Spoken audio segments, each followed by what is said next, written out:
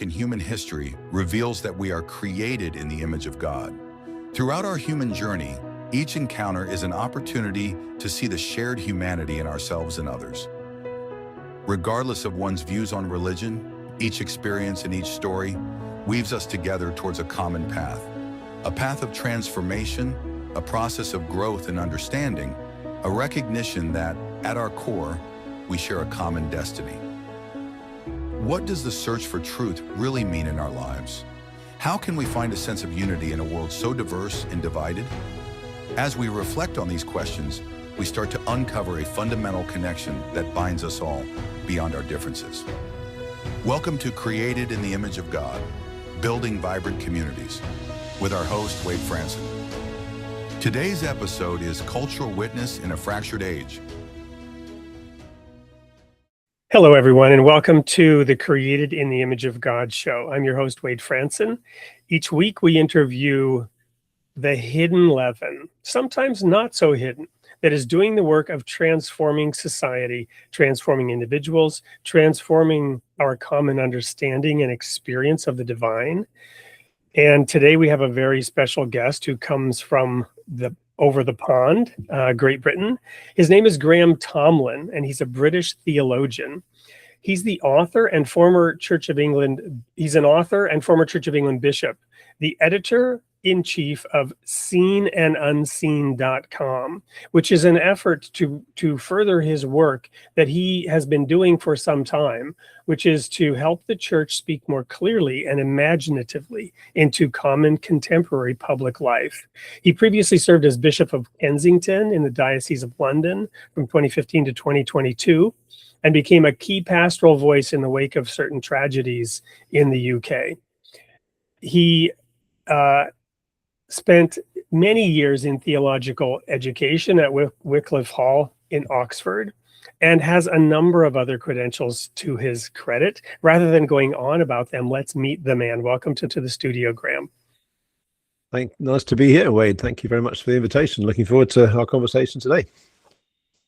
Well, I am as well. I've been really looking forward to this, and we've had a couple of scheduling issues along the way, but we're now here finally doing this. So, Graham, as we always like to do in this show, we like to hear about your creation story. We like the audience to get to know sort of the real you and understand how you came to be focused on the things you did, by understanding who your parents were, where you were born, circumstances that molded and shaped you before you took that sort of leap into adult life and grabbed the bull by the horns to accomplish something. Yeah, well, happy to tell something of the story. So I was born in Bristol in the West Country of England. My dad was a pastor. He was a Baptist minister. And my mom was from Ireland, from the west of Ireland originally. My parents had met in Dublin. They came over to the UK, and so I kind of grew up there. So I kind of grew up within the church. I grew up going to church. I grew up in those early years, being taught the Christian faith and taught to believe it as you do in a Christian home. You grow up with it, with your mother's milk. And so, like many people like many children in Christian homes, I grew up with a very implicit faith, something that was just part of my life all the way through. And I guess when I hit my sort of teenage years, that I began to, as you do, you begin to kind of question these things. Not everyone does. Some people just sail quite neatly through their teenage years, and faith grows gradually, but many people, I think, in my experience, hit those teenage years, and there's a bit of turbulence, and faith is questioned, and faith is upturned a little bit. And that was certainly true for me, and I think a lot of people never find that faith again, and they kind of drift into an agnosticism or an atheism that lasts for the rest of their lives. But anyway, around the middle of my teenage years, 15, 16, I went through my teenage rebellion, which wasn't so much sex, drugs, and rock and roll. It was more reading Nietzsche was my sort of thing that I did, and rebel against my parents. And I went through a period where I definitely would have thought that I was an atheist. I would have said, definitely, if you'd asked me, I do not believe in God. I think it was largely occasioned by looking at Christians that I knew, maybe a couple of Christians at school who seemed to me to live one kind of life on the church, a completely different kind of life outside the church. And I thought, wow, this is very hypocritical. I was very judgmental. Maybe I still am, but that was a kind of, I look back on with some shame at the way I kind of, cast judgment upon my, Christians that I knew at that stage. But anyway, for various reasons, part of the reading, part of the people that I knew, I kind of drifted away from Christian faith. But my parents kind of kept me going to church. And I suppose that they said, okay, that's fine. If you don't want to believe it, that's fine. But we'd like you while you're here to just keep on going to church, which I kind of did. And I suppose what that did is over time, I would go to church and I would read the Bible, trying to find the mistakes in it. But what it did do is it kind of exposed me to a kind of adult form of Christian faith. So I think what I'd rejected at the age of 16 was a very childish form of Christian faith, one that was fine for me when I was 10 or 11. But was no longer adequate for me as a kind of growing teenager, thinking for myself. And what I had to do was to rediscover that there was much more to this faith than I thought there had been. And I was drawn back into Christian faith. I mean, partly, I guess, by my parents' prayers, but also by a group of Christian people that I did know, whose lives did impress me quite a bit. And for me, there was never a kind of sudden blast moment of, like St. Paul on the Damascus Road. But it was more a gradual period of over about a 3-month period, going from thinking, well, I'm pretty well not a Christian. I know I'm an atheist. I don't believe in this at all. So over a period of time, beginning to think, well, maybe I do believe this after all. Maybe I'm beginning to be drawn back into it. And you kind of see something, looking back on it, something in the hand of God drawing me back into faith at that stage. But that's really the kind of journey I took during those teenage years. That's something in my background story. Well, I really appreciate you sharing that. And I jotted down a couple of notes that I'd love to sort of dig into a little bit, because I think there are some common universal themes here that bear unpacking a bit. You mentioned a few things. One, which is that some people, just continue along the path that they were given, and you use the term mother's milk, which is fascinating. My father, who recently passed away, and I'm bringing him to my mind a lot of times to sort of honor him, the positive things about him. One of the things that I always laugh about when I think, he has these little bits of really brilliant humor, right? And one of them was, when I would drink my coffee with milk in it, he would say, "You're not weaned." Yeah. It just sort of encapsulates sort of that father, looking down on the son, but it's in a funny way. But then Paul talks about this, right? He talks about, you're not weaned, basically. You're still drinking milk. And then he says, strong meat belongs to those who by reason of use have exercised their senses to discern good and evil. We may come back to that. It's a theme I keep bringing up to understand how various theologians view this.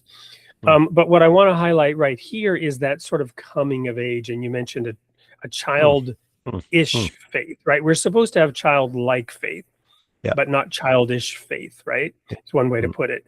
And within that, it was the hypocrisy, and then later the lack of hypocrisy that was instrumental in you moving away and then coming back. And I'm going to add one more layer to this and then invite you to sort of share your reaction and thoughts. You mentioned, critical judgment that you now see as having been unhelpful and regret and changed. And I often think of the work of God, which he's doing, transforming us, and then the work of the devil, which is to accuse the brethren, right? And it's where he finds occasion and opportunity to leverage that to work against the work of God is in exactly that hypocrisy that we all have to some degree. And you then mentioned later, you looked at some examples and you looked at them positively, and they brought you back towards God. Bottom line, and this is so obvious, fundamental, and for me, kind of common sense, and yet it took me decades to get to this point, that John 13:35 says, "By this shall all men know that you are my disciples, that you have love one for another." So in looking at your background and me adding sort of those thoughts, just jump back into that and and react to what I've just shared, and is any of it true, and how does that relate to other people, and to where we're going, which is seen and unseen, reaching into contemporary society. Yeah. Yeah, I guess what strikes me as I reflect on my own story, it was that my kind of journey out of faith and my journey back into faith was actually through people rather than through books and ideas. Books and ideas might have helped that, but the thing that turned me away from faith was seeing inauthentic Christian life, a Christian life which didn't ring true, where I sensed the people I was engaging with lived a kind of double life, a life that had no integrity to it, and that turned me away from Christian faith. But actually what drew me back to Christian faith was the exact opposite. Well, it was the same, but the opposite is the same, being that it was people. So I wasn't convinced back into Christian faith primarily by reading books and ideas, but it was people, embodied Christian faith, people living lives of real Christian integrity, where I sensed they had a depth of compassion for the disadvantage that I couldn't quite imagine myself having, a kind of gentleness that I kind of envied, a sense that they were committed to me, even though I was quite rude about their own faith at the time and was pretty critical of them. And they didn't give up on me. And that's what drew me back. And so I suppose, now at the same time, thinking about faith, the intellectual journey was always an important part of that for me, as it's always been, going on to study theology and write books and everything else. But it just struck me that it's people that embody Christian faith, and it's people that either turn us away or towards Christian faith. So I guess that's my first observation. I guess the second one is this thing about the nature of faith. You drew attention to this, or you picked up this phrase about rejecting a childish faith, and the distinction between a childlike and a childish faith. And I guess that maybe the heart of that is that at the heart of Christian faith is this. It is simple trust. I mean, I spent a lot of time teaching and writing on Martin Luther, and of course, great idea at the heart of Martin Luther's teaching is justification by faith, justitia fides in the Latin. But I often think that that's best translated as not justification by faith, but justification by trust, because what he means by that is not justification by believing the right things, but justification by trusting the word of God to you. It's personal trust, and that's what childlike faith is like. You simply trust your heavenly Father, just like a child trusts their own mother or father. So there's a childlike faith that's like that, but a childish faith is where don't go beyond that to explore its intellectual coherence, its kind of its weight, its gravity, its power to change the whole of life. And you don't begin to then rethink your whole world from that perspective. And so, if you like, I think a childlike faith, in other words, one that simply trusts God, the God of Jesus Christ revealed to us in Jesus Christ, has to go on into a kind of adult faith where you grow up into Christ, which does involve the mind. It does involve rethinking the whole of reality in the light of this simple trust in the God who's revealed in Jesus Christ and the Holy Spirit. Wow, I love your distinction there between faith and trust, and unpacking what Luther might have been getting at, because it brings to mind the work of Jesus when he was here, when he came, which was to flip the script on everything, to help the new wine, and to try to achieve new wine skins in a world that had become calcified, right, in dogma, and in this case legalistic dogma versus theological dogma. But sometimes we see in the church theological dogma where, to your point, these are creeds that you must believe. You must believe this particular formulation, whether you can wrap your head around it or not, versus trust, right? One of the things that I thought of when you were saying that was my son, who when he was 2, particularly my son more than my daughter, But my son would ask why incessantly Mm. and over and over and over again. And no matter what you said, he would just say, why, when he Yep. was 2. And you would answer that, and then he would say, why? And you would answer that, and he would say, why? And you would, and he would actually come up with these sort of fantastic, in the sense that completely unrealistic, understanding of what you had tried to explain to him. But he was so trusting as he was seeking answers. Yep. Knock and you shall find, seek and knock and it shall be open, you seek and you shall find. So it's, again, the difference between trust and faith to me was interesting. Yeah, and I think that's a good theological method that your son had, in the sense that, when any question comes, it seems to me a really good theological habit to kind of ask why. And you read a bit of the Bible you don't understand, and you ask, well, why? And you don't give up on that question. You keep on asking why. That's how theology works. At the end of the day, I mean, it's a bit like when your kid asks why. At the end of the day, you just have to say, well, I don't know why it is. That's just the way it is. You end up with something which you can't explain why. You just assume that it's the case on things. And there's an element of that in theology, that at the end of the theological pursuit is simply trust. That's where it begins and that's where it ends. I think that's certainly true for Luther. You think of someone like Thomas Aquinas, who at the end of his life, having written the great Summa, one of the greatest explorations and expositions of Christian faith in theological history, has this extraordinary experience of the presence of God at the end of his life, and he thinks, well, all I've written is but straw in comparison to this vision. And it seems to me that trust is what begins the theological search, but it also ends the theological search. But in between, you have to keep on asking the question why, because that's part of loving God with your mind and trying to understand more of the God that you come to know and worship and pray to. And the more you understand the way, the who that God is, the more you're drawn to his beauty and glory, and the more you're drawn to pray and to live your life in his presence and so on. And so that seems to be a lot of the way theology works. It begins with trust, it ends with trust, but in the middle, there's a lot of why questions. Yeah, I think of Daniel, who, was given this magnificent revelation, and at the end, he's like, I don't know, I don't understand this. And God's answer was, go thy way, Daniel. It's not for you. But in the end, the wise will understand. That's a fascinating situation. Yeah, you get the same in so many of the stories in the Bible. The book of Job is another example of someone who constantly asks the question why. And even when his counselors come along and give him some nice, easy answers, he says, no, that's not good enough. I need to keep on asking. And yet at the end of the book, he finds resolution, not so much in a philosophical theorem, but because God simply appears to him. And he repents in dust and ashes, and he sort of says, now, once I heard of you, now I see you.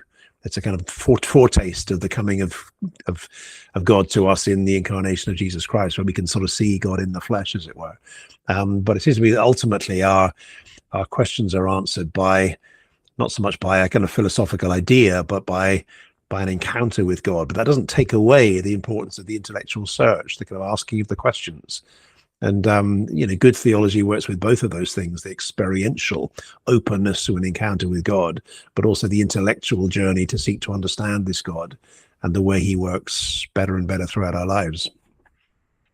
Well, I think that's a great point to take a quick break. And when we come back, unpack how this view and these experiences growing up and coming of age have led you to where you're at today and the work you're doing today. We'll be right back with more of Graham Tomlin on Created in the Image of God. For most people, Blaise Pascal is remembered for a single argument. But Pascal was far more than a philosopher. In just 39 years, he built one of the world's first calculating machines, a precursor of the modern computer, transformed mathematics, pioneered probability theory, and helped shape the modern age. Brilliant, restless, and deeply spiritual, he wrestled with questions of reason, faith, suffering, and what it means to be human. In this book, Graham Tomlin reveals the remarkable life of a thinker whose ideas still echo through science, technology, philosophy, and religion today. Discover the man behind the legend and the mind that helped create the world we live in. Blaise Pascal, the man who made the modern world. Welcome back to Created in the Image of God. We're here with Graham Tomlin, and as you know, if you've been here from the start, we've been diving into the difference between childlike and childish faith, and growing, maturing, and trusting God, and coming all the way to the end of one's life, experiencing and seeing God more clearly and with more maturity. And in terms of that arc and progression that we have individually, I want to address a question that has come to my attention over the last year or so. And I just love to sort of get different takes from different theologians on this. Here's what I've seen. I spent much of my early years, and when I was full-time in the ministry, with a particular view of the book of Genesis. And that view is, the trees of the knowledge of good and evil and the tree of life. I haven't so much adopted or accepted the idea of a fall and an original sin. I've looked at it more practically, maybe more the way that the Jewish tradition would look at that story versus the theological overlay that Christianity gave it. But still, that statement, you shall not eat of the tree, and if you do, you will surely die. So this statement, that the serpent told Eve, you will become like God, knowing good and evil. But in the last year or so, it struck me like a thunderbolt. When Paul uses that phrase, strong meat belongs to those who by reason of use have exercised their senses to discern good and evil. So here we have the Apostle Paul, in my view, hearkening back to that tree and basically telling us you should now be eating of that tree. And, this poses a theological challenge. I spoke to one theologian, not trying to out that person, I won't mention them, but it was a fascinating, wonderful conversation. But when I said that, the response was, well, that's not biblical. And I thought to myself, well, it's very much biblical. It may not be theologically correct with the prevailing theology. And then my reaction was maybe, well, Jesus being the second Adam and making all things new, did Jesus coming represent that much of a shift to where with the Holy Spirit and under the guidance of God, we're now, there's an age of maturity that has been reached where we're being given more autonomy and authority to venture into those areas of exploration, using our senses, working in what I call the laboratory of creation, using the divine curriculum given in the Word of God and the Revelation, working in the laboratory to come to a fully independent, with God's help, understanding of those why questions. Why is this good? Why is that evil? Yeah, I guess when I read I know that, there's a lot there, and I just sprung it on you. Yeah. Yeah. I guess when I read that text about the knowledge of good and evil, I guess the way I've always read it is, at least, well, not sure I've always read it this way, but the way I've come to read it is that what is being put before the the human race at that point in its kind of development is that in the beginning, humankind only knew good. We knew this garden of delight into which God had placed us. We knew the childlike innocence. Yeah, we knew the presence of God walking in the shade of the evening. We only knew good, and yet in that sort of symbolic taking of the fruit, in disobedience to God, in other words, striking out in independence from God, from that point onwards, we knew not just good, but we also knew evil. And so that's what it means, that the tree of the fruit, the fruit of the tree of good and evil is that we now know not just unadulterated goodness, which is what our original intention was, what God's intention was for us, but we now knew good and evil at the same time. We knew what it was to be in God's presence. We knew what it was to be at some distance from him and to kind of moved away from him. And therefore, from that point onwards, it seems to me that there is this inevitable discernment that has to take place as to what is good and what is evil, because part of the nature of evil, or at least at the heart of the nature of evil, is confusion. It's that evil does not show itself as evil. Evil doesn't proclaim itself, here it is, I'm evil, here it is. It always masks itself as goodness. And Satan presents himself as an angel of light.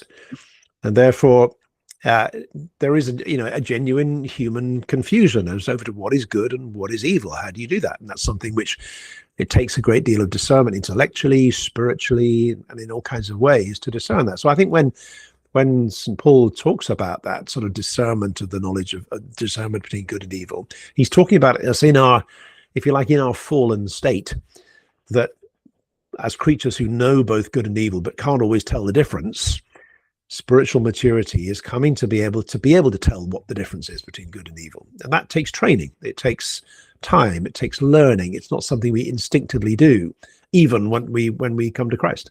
And so I think that's kind of what's happening there. Things that part of maturity as a human being is learning to discover what is the difference between good and evil, to be able to recognize goodness as what it is, and to recognize evil for what it is, and to be able to turn away from evil and turn back towards the good. And it seems to me that in the new creation, as we look forward to that day when the world will be flooded with the presence of God as we're promised. People often ask the question, well, will we be able to sin in heaven? Will we be able to sin in the new creation? And I guess my answer is, well, we will, but we would be able to, but we never would. We'd never want to, because we will see evil for the ugly and repulsive and horrible thing that it is. And our attitude would be, why would you ever want to do that? It's like sort of eating rotten food. You'd never do it because it's just so ugly and repulsive. You could, in theory, do it, but you wouldn't want to. And so there seems to be that's the trajectory we go on. And then one day we will be able to tell clearly the difference between good and evil. But this life is a journey of discovering the difference and being able to discern rightly between good and evil. That is our calling in this life. Well, I love your explanation. It makes perfect sense.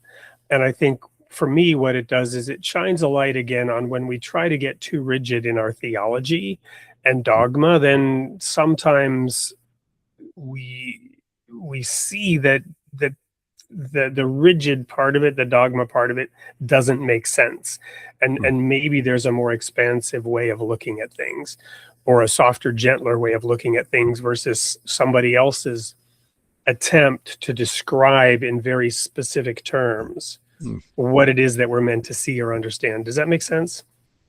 Yeah. I'm not trying to undermine sound doctrine.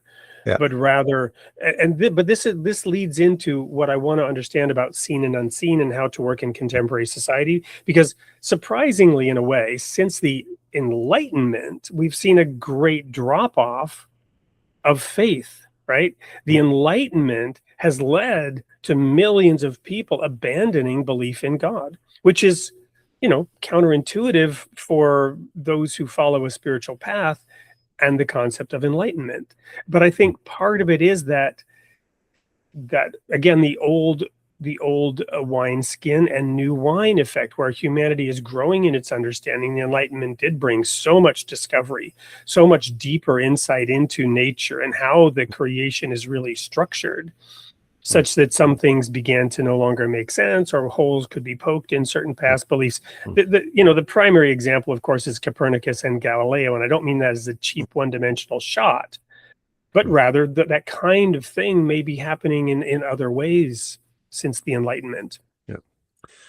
Yeah. I mean, I've learned a lot on this through. I a couple of years ago wrote a biography of Blaise Pascal, the great French philosopher, scientist, theologian, and he sees someone in the 17th century writing at the very early stages of what became the Enlightenment. I mean, he's kind of pre-Enlightenment in many ways, but he's right at the cutting edge of the kind of emerging science of European life in the 17th and then on to the 18th century, and yeah, he made a very important distinction between the ways or epistemology, to use that kind of formal phrase of it. So the way you know about the natural world, he says, we know that through experimental science. He was one of the pioneers of experimental science. He said, we know about biology or about sort of molecular makeup of things, or we know about physics or about the existence of a vacuum or whatever, not because Aristotle said it was right or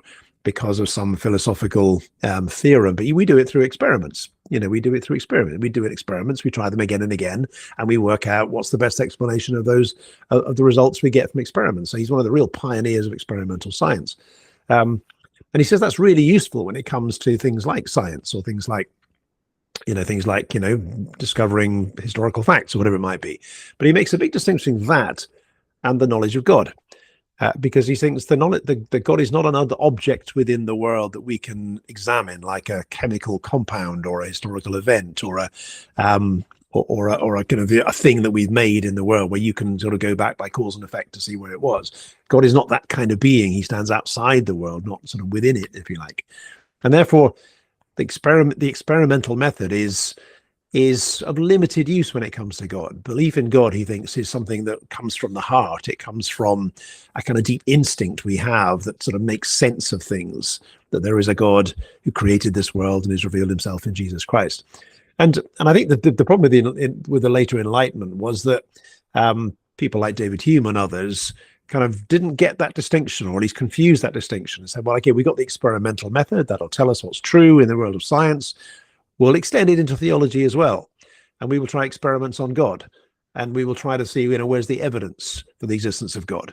And the evidence for the existence of God is you can argue it both ways, as Pascal always argued, and therefore, because there was not 100% foolproof proof of God, they then reverted to saying, well, you can't be sure of God, and therefore we must put him to one side and not believe in him any longer. And that's why I think this distinction that Pascal made is quite a useful one for us. And that was where the Enlightenment went wrong, not so much in adopting the scientific method, but assuming that the scientific methods could somehow get you to God, which Pascal realized you couldn't do.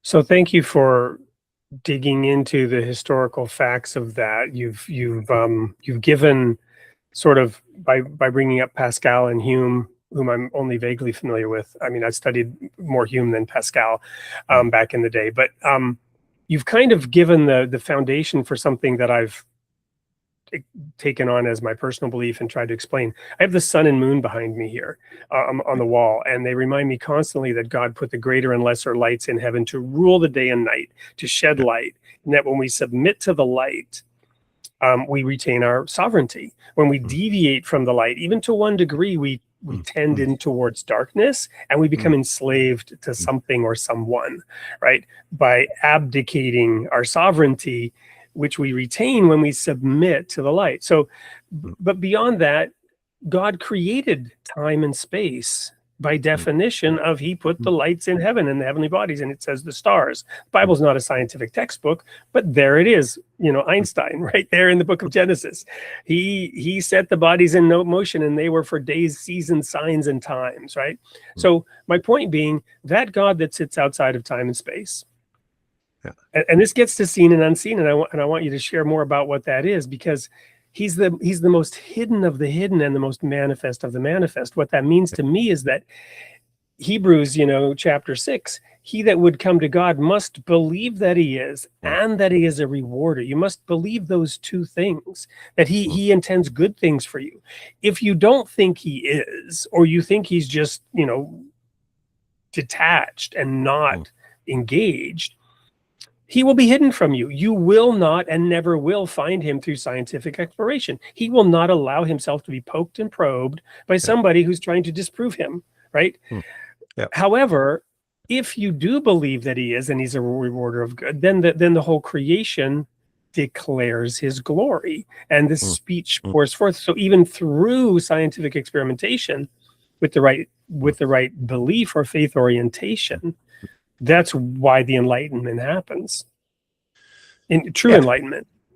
Yeah, and I think, you picked up the theme there of the hiddenness of God, and of course for Pascal that was a very big theme that he wrote a great deal about, the hiddenness of God. That God, if there is a God, he said, he must be a hidden God, because he's not obvious. In other words, you can go through this life and not encounter God at all, or at least think you haven't encountered God. And it is possible to be atheist. It is possible to go through this because you don't see God, you don't feel him, you walk down the street, he doesn't normally talk to you in a kind of very obvious way. And therefore the atheist will say, well, there's no evidence for God, therefore I don't believe in him. And then that's where the kind of traditional Christian apologetics comes in and says, oh, well, I can give you 10 reasons why God exists, and here they are. Pascal was never that convinced about how well they worked. largely because he thought we are, our sort of fallen human hearts don't want to believe in God, and so we find reasons why why he doesn't exist anyway, and also because he thinks they're not those reasoning isn't psychologically powerful for us. But he kind of makes a virtue out of it and saying, well, actually, it's not that there's an obvious God or no God. There's a third possibility that there is a God, but he's a hidden God, and he's always a hidden God. And he's so hidden in the sense that even in the place where we think he is most clearly revealed, or where Christians say he's most clearly revealed in the person of Jesus Christ, even there God is hidden. In other words, you could meet Jesus Christ, you could shake him by the hand, you could talk to him, and you could entirely miss the fact that you were talking to God. A really nice guy, right? Exactly. He's a really nice guy. Even in the flesh of Jesus Christ, God is hidden. Yeah. And Pascal is a good Catholic. He would say, within the bread and wine of the Mass, the Holy Communion, God is hidden there as well. So in every way, God is hidden. He approaches to us in a hidden way, and we have to discern behind the things that are visible, the invisible, which brings on to the kind of seen and the unseen elements of it. And which is why, I think again you were using examples of the sun. It seems to me that that you can't look at the sun. If you do, you will go blind pretty quickly. Right. What you can do is you can look at other things in the light that the sun sheds. And in fact, if the sun did not shed its light, we wouldn't be able to see anything. In fact, when the sun is, when the earth turns and we don't get the sun's light, that's when the darkness comes. Now, that seems to be quite a good example of what it is when we're trying to kind of understand something of God, and certainly trying to convey to others the difference that faith in God, faith in Jesus Christ means. And that is that you can try to kind of explain God, but that's a difficult thing to do. It's not easy to explain God and to try to capture him in words. But what you can do is you can show how the light of Jesus Christ makes a difference to everything that you look at. And so, I think it's that phrase that C.S. Lewis had, didn't he? I believe in God like I believe in the sun, not because I can see it, but because through its light I can see everything else. And it seems to me that's the way in which we communicate Christian faith today. And so I guess seen and unseen is something that we started up 3 or 4 years ago. It largely came out of my experience as a bishop in the Church of England, working with churches who were trying to share Christian faith in their different settings, and finding actually that in a place like kind of post-Christian Britain, it's kind of stony ground. I often think about that parable of the sower, where Jesus talks about sowing seed, but if it falls on stony ground, it doesn't really kind of take root very much. And it feels a bit like that in a kind of cynical, secular, post-Christian Britain. Maybe things are turning a little bit now, but that's what it kind of felt like. And so the thought was, rather than sowing more seed, we've got to plow up the ground a little bit. And we plow up the ground by helping people to see what difference it makes when you look at the world through the lens of Christian faith. So we set up Seen and Unseen as a website which gives a kind of Christian theological commentary on what's happening in culture. And so if there's a story in the news, there's a story in politics or in economics or in sort of global affairs or whatever it might be, we will usually kind of have a theologian write about that, but not in a very academic treatise way, kind of long, complicated articles, but sort of shorter, more journalistic style of writing, which is taking an issue in the kind of current world that we're talking about, and actually looks at it through a theological lens. And it's a kind of something that I've kind of been learning to do a bit more myself in recent times. And so the website itself, as I say, it's called seenandunseen.com. It has at the moment, if you go on it, it's got an article on holidays. We're going on holiday in the summer, and why we actually take ourselves on our holiday. We never quite escape from ourselves on holiday, and holiday somehow means we have to address what's going on inside ourselves. You've got articles on the World Cup, and how we understand what was going on there in the different sort of elements of the competition that was happening then, and how Christian faith helps you see that differently. And it will have articles on, we got a new Prime Minister in the United Kingdom as we speak today, Andy Burnham, thinking about what he brings to kind of politics and how Christian faith helps you interpret that. We'll have reviews of films and books and so on, all of which trying to help people look at the world through the lens of Christian faith and showing how Christian faith makes a difference to everything. It changes your whole way of life, your whole way of thinking, rather than just having a kind of religious segment of your life over here and the rest of life carries on as before. So that's largely the kind of idea behind it. And it was both trying to kind of help theologians to write in a more kind of accessible way, but also to help those outside the church to realize actually Christian faith does make a difference to the way you see the world, but also helping the church learn the skills of cultural literacy to show that Christian faith has something to say about everything that's happening in our world. It has a relevance to everything, rather than just a little tiny corner of religious reality that we sometimes think about. And how do you select the writers for this and the topics? I interview a lot of people twice a week. I'm doing this, and some of them come to mind as perhaps being able to contribute something to that. Yeah. Are you looking for people to contribute? Do you have a stable set of writers? Yeah, we've had about 200 writers writing for us. We've published about just well over 2,000 articles in the last few years. We probably do about between 5 and 10 articles a week. We have a number of podcasts that come out on it. I guess what we're looking for is people who have a sort of theological background, ideally, someone who can bring a bit of theological wisdom to it, someone who has people who've got skills in writing for a more popular audience, but without losing the theological depth.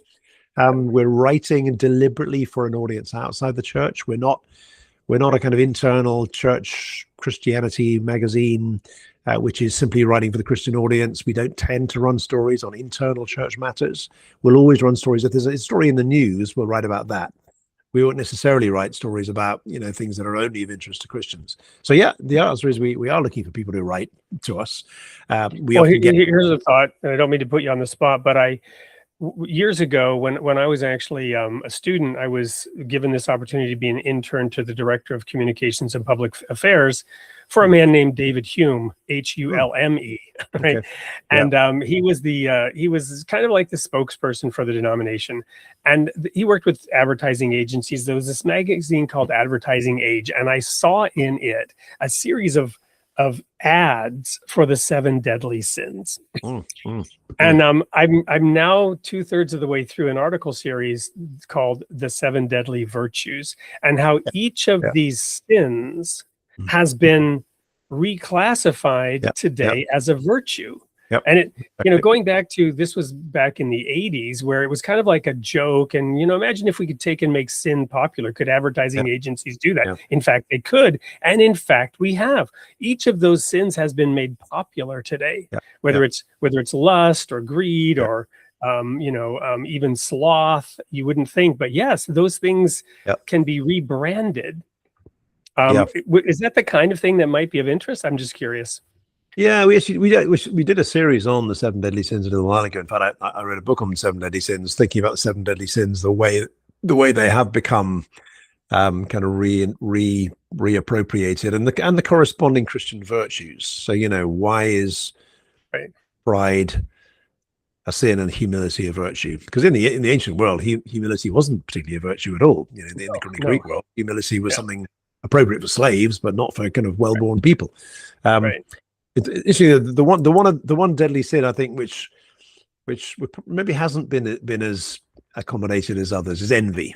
I think we still think envy is not a good thing to have. We still have it. Well, here's what I wrote about envy, and Thomas Sowell wrote about this. I assume you're familiar with who he is. He talked about how social justice has rebranded envy as a virtue. Right. Yeah, looking around, comparing oneself to others, which Paul says don't do that, and then saying I should have that, and then creating a whole construct around why I should have that. Yeah, sure. Yeah. Why it's not righteous or good that I don't have that, and not to take away from some of the underlying structural and historical problems, but that's how that was done in my view. Even envy is today a virtue. Yeah. I guess what we try to do on Seen and Unseen is sometimes not so much start from theological ideas, but start from issues that are in contemporary life. So we will look at stuff that's going on in the news and websites and so on, whether here in the UK or in the US or whatever. And we will try to kind of see it through a kind of a biblical lens. So, for example, I was in the US a couple of months ago and spent some time on the West Coast and spent time on the East Coast. And I kind of found myself thinking about the story of the United States. And you know, the story is of, you know, the Pilgrim Fathers coming over to escape the constriction of European life to create this land of the free. And they kind of landed on the East Coast and created new societies there, these new pioneers. And then further on, they went west and they created across the Rockies and created a new civilization on the other side. You had these pioneers, you know, who kind of were rough and ready. They kind of broke the rules. They didn't follow what they were supposed to do. They sort of shot from the hip. They were often quite, you know, they deliberately didn't follow the rules. But then following on behind the pioneers, you had the settlers, those who had to build institutions and cities and universities and towns and banks and so on. And it seemed to me in kind of American life, there's always this kind of the pioneer mindset and the settler mindset. And it struck me how, you know, the pioneer mindset, you know, people who you can sort of see it in people who drive around in sort of pickup trucks with military fatigues and big beards and tattoos everywhere and rifles in the back, and you know, it's not too subtle, but they're kind of, you know, fighting the bears and camping out in the woods and going hunting and that kind of thing. And why someone like Donald Trump kind of appeals to that kind of person. But then you get the settlers, those who are more comfortable in cities and in kind of institutions and so on. And why sort of Barack Obama would appeal to those kind of people. And the story that seemed to me to make sense of that was the Jacob and Esau story in the Old Testament. You know, Esau is the pioneer, the hunter, the kind of unsubtle, you know, kind of, you know, person who doesn't think, just acts. Impulsive, yeah. Exactly. Whereas Jacob is the kind of the slightly more crafty. He's more you know, subtle. He thinks about things quite carefully. He you know, and there's a tense relationship between those two people throughout the Bible, just as there's a tense relationship between the two kind of traditions within American life. Yeah, the great thing about that story, of course, is that they have a reconciliation. Jacob and Esau reconcile to each other. And that gives hope that, you know, the polarization of American life that I was very aware of when I was there might find some sort of reconciliation through a kind of mutual encounter with God, which is kind of what happens with the Jacob and Esau story. So that's just an example of trying to look at a contemporary issue through the lens of the Bible and Christian theology and trying to shed a new light on it and trying to give some hope to it in a way that you wouldn't otherwise see. Well, I love that. And normally we would quickly go to a break and quickly come back, but we've gone long. So in the interest of time, I'll just put the last question to you as we sort of crash land this plane, which we've been enjoying flying in. So where are you growing next? What's next on the horizon for you, for seen and unseen? And what can people look forward to, and maybe how can they engage? Yeah, well, with seen and unseen, it's really good to see over the last 3 or 4 years gaining a reputation for really rich theological commentary on culture, which is accessible for ordinary Christians. You don't have to be a kind of high-flying theologian to read it, but you will access really good, thoughtful material commenting on what's going on in culture. And it's gaining a really good reputation, certainly on this side of the pond, but also in the US as well. For that kind of material.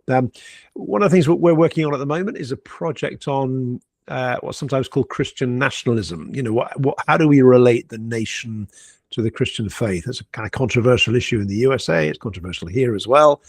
And I guess our question is, what can we dig underneath that? You know, what's going on in our debates around Christian nationalism? What's going on underneath our fears for it or our attraction to it? In that debate, and we're commissioning a series of articles on it. A book will come out, a series of conversations, and so that's something to kind of look out for, you know, over the next year as we do this work. And so that's one thing that's there. I mean, we're always looking for kind of new writers and people who have this real sort of gift and calling and skill, you know, to write accessible theological commentary on culture at the same time. The other project I'm working on at the moment is it's always struck me how in the United States, one of the things you talk about quite a lot is your own civil war, which was a kind of crucial thing that that influences contemporary America in all kinds of ways. In France, they talk about their French Revolution a great deal. Here in the UK, we don't talk about our own civil war much at all. We had one back in the 16 sort of 40s. And yeah, I actually think it actually lies underneath so many of the issues that we talk about in contemporary British life today. And so I want to try to make a case as for how that historical period has shaped the modern world. And I guess that's what, and it's part of, I think, this story of trying to help people realize how Christian faith has profoundly shaped our kind of modern world, because our civil war was largely a kind of fight over what kind of Christian faith we wanted to hold as a nation. It was an internal Christian battle. Now, that doesn't excuse what happened as a result of that, but it was an internal Christian debate which has given rise to what our world, what we fight over today. And it makes you realize that sort of secularism is quite a new thing. It's quite a recent thing. And secularism itself is a kind of Christian heresy. It's something that couldn't have come into being apart from Christian faith. And so it's part of helping people to understand how profoundly Christian faith has influenced our culture, whether here in the United Kingdom or in the United States or whatever. So there's some of the things we're working on for the future. Well, definitely fascinating and interesting and intriguing. I'm going to be spending a little time digging through what's available on seenandunseen.com. Graham, thank you so much for joining us this morning, and I appreciate, again, your flexibility in making the time work. Any last thoughts for the audience as we wrap up today? Yeah, well, it's great to be part of this conversation and to explore the nature of Christian faith. And I think I guess one of the texts I keep coming back to is that text, I think it's in Hosea, that says, "Let us strive to know the Lord." And it's a simple phrase, "Let us strive to know the Lord." And it seems to me that's one of the key callings that maybe on all of our lives. It's something I've always felt quite is a calling on my life, that actually this life, there's all kinds of things that we do in it, but maybe as I get older, the more I think that's almost the most crucial thing we ever do, to come to know the Lord. Who is this God who made us, who brought us into being, who loved us in Jesus Christ, to whom we will one day return, before whose face we will one day appear? Who is this God? And so let us strive. And it's striving, that word means taking a bit of effort. It means some reading and thinking and praying. And to make that your kind of life's calling through whatever path God has led you to, whatever job you do, whatever your family circumstances, wherever you live, and so on. I think of striving to know the Lord, I think is a crucial thing for me, and I think hopefully it might be for some of your listeners as well. Well, that's an amazing thought to leave us with. Thank you for pulling that out of Hosea and bringing it into light in this modern contemporary age. Graham, thanks again for your time being here. My sign off is simply to remind the audience, you are created in the image of God, and God loves his creation. Stay tuned for the sneak peek, which will tell you what to look forward to next week. And Graham, we'll be following you and seenandunseen.com as you continue to unpack all of this for contemporary society. Great. Thank you, Wade. Really good to talk today. Appreciate that. Next week on Created in the Image of God. Sunday, August 16th at 7 a.m. U.S. Central Time, host Wade Franson interviews Steve Besner, pastor, professor, and author. He reflects on how culture can shape our understanding of faith and why following Jesus often means choosing kingdom values over cultural ones. From discipleship and spiritual formation to becoming more like Jesus in a world full of competing priorities. And then on Tuesday, August 18 at 8 p.m. Central Time, host Wade Franson interviews Dan Allender, therapist, professor, and author. He explores the connection between trauma, healing, and the Christian story, and how God meets us in the deepest places of our pain. From wounded hearts and broken stories, to restoration, hope, and the healing found through Christ. Join us live this week, Tuesday and Sunday, Created in